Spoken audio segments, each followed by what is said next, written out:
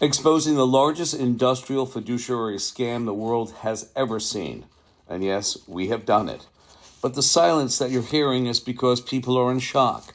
The news media doesn't know what to do about it, because this just doesn't affect the United States of America, but this has affected the world as a whole.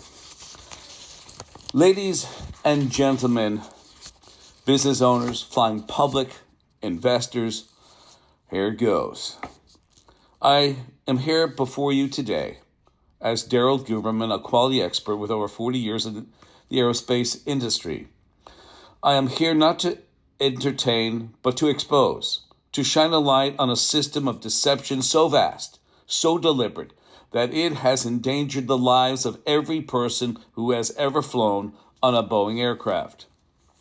Let's start with the phrase that has become a hallmark of corporate deception: willing and prepared.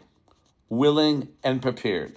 These words, deceptively assuring, are nothing more than smoke and mirrors. They are the promise whispered in a vestibule of illusion, meant to lull you into comfort. As P.T. Barnum said, there's a sucker born every minute and two to take him. Unfortunately, that sucker, that unwitting believer, is every person who trusts the aviation system to keep them safe. I am here to tell you, Boeing has perpetrated, along with the American National Accrediting Board, the largest industrial and fiduciary scam the world has ever witnessed, and yet silence has prevailed until today, ladies and gentlemen. 12,000 Boeing commercial aircraft, yes, 12,000 aircraft, along with 400 plus military aircraft, were built under a system that was not certified, not accredited, and misled the very people meant to oversee and protect quality: suppliers, investors, and the flying public. This is not hyperbole. This is a fact. After 9/11, Boeing announced layoffs of 20 to 30,000 employees. 7 months later, in 2002, they issued a supplier bulletin demanding that all suppliers be NADCAP certified for heat treatment, welding, and non-destructive testing.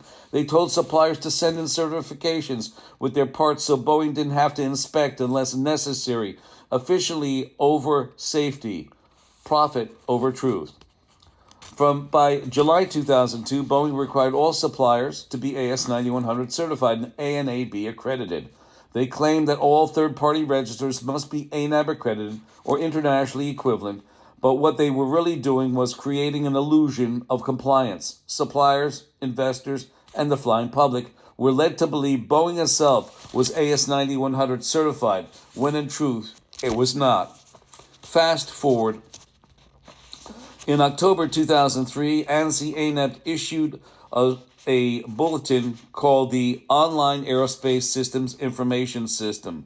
Basically, if you refuse to be placed on the OASIS database or pay database fees, you were not going to keep your certification. They were going to revoke it.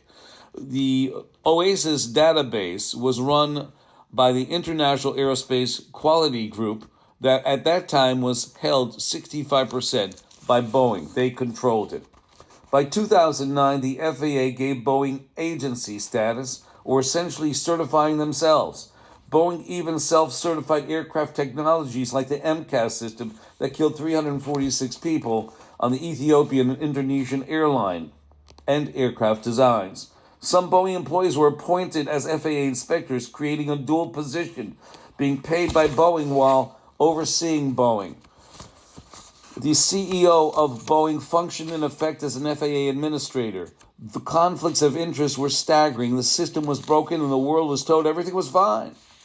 In 2009, after 2 catastrophic plane crashes, the FAA clarified that no company is allowed to police themselves or to self-certify their own aircraft. Between 2014 and 2024, Boeing sat on ANAB Management System Accreditation Committee that can grant, suspend, and withdraw certifications, while Boeing was not AS9100 certified. Between the July 2002 bulletin, Boeing's supplier portal, and the Heads Up 22 in conjunction with the Management System Accreditation Committee membership, all gave the illusion of Boeing being accredited and quality-driven. This illusion gave suppliers, investors, and the flying public that Boeing was a very good company. Yet Miss Elizabeth Lund, Vice President of Quality at the Boeing Company, in 2024, that Boeing said Boeing was willing and prepared to get AS9100 certified. Let me be clear. Willing and prepared does not mean certified. It meant Boeing had not been prepared, had not been certified, and had been misleading everyone for over 22 years.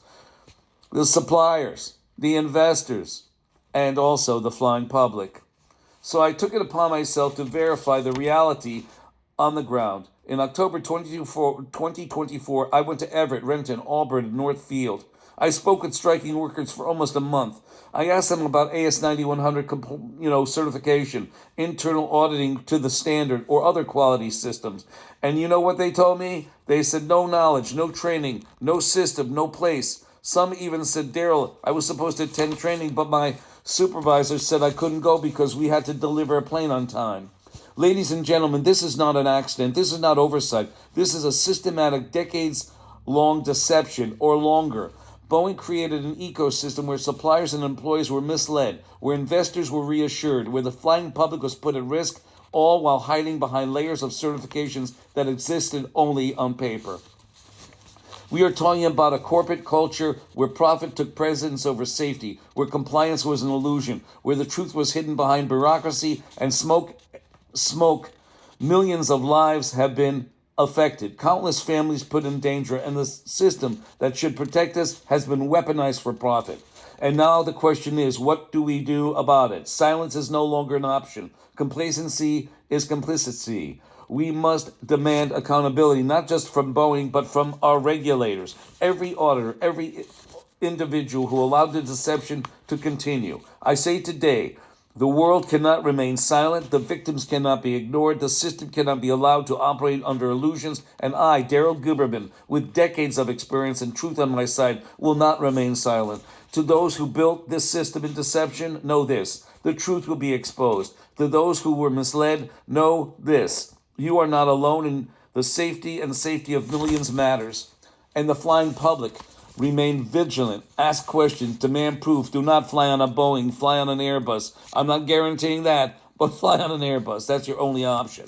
Because in a world where willing and prepared is a euphemism for deception, only scrutiny ensures safety. This is not just a story about Boeing. It is a story about accountancy, transparency, and the courage to expose the truth when everyone else chooses comfort over honesty. And it is a call to action to demand integrity, honesty, and oversight, and demand a system that truly protects us, not just reassures us with words that mean nothing. Ladies and gentlemen, the curtain has been pulled back, the smoke has been cleared, and the illusion ends today. And I'm going to say this. You have the Department of Commerce, Department of Justice, Department of Homeland Security, and the FDA, who sit on the American National Standards Institute and the American National Crediting Board. The people who these agencies are supposed to protect us, yet they're their customer. Those four agencies are their customer, and they have other agencies that sit on them. And you can call them a customer too, because they're paying a fee to maintain their membership on ANSI-ANAB's board. Ladies and gentlemen, as Donald J. Trump said about Israel and Hamas, they're fucking us. They are fucking us. And that's the easy way to tell you that. And it's disgusting. And if you don't like the word, it was made presidential with Donald Trump, and it's made also with his Deputy Secretary of Defense in 2017, Patrick Shanahan, when he was asked about the F-35, and he said, that's fucked up. Well, Patrick, you're right about that. Quality-wise, very bad. I do this to protect you, ladies and gentlemen. I do this because I'm tired of this bullshit. The DOJ comes out and says Boeing lied to the FAA about the MCAS system. As you know, they didn't have to tell them about anything. They are the FAA. Since 2009, they were. Until the two Ethiopian and Indonesian airlines crashed. Then the FAA came in and says, we never allow any company to police themselves or self-certify. Come on, ladies and gentlemen, wake up. Next time you're on a plane, don't let it be a Boeing. Go on Airbus. Go on Airbus. And I'm a shareholder of Boeing stock. Just remember that. 203-556-1493.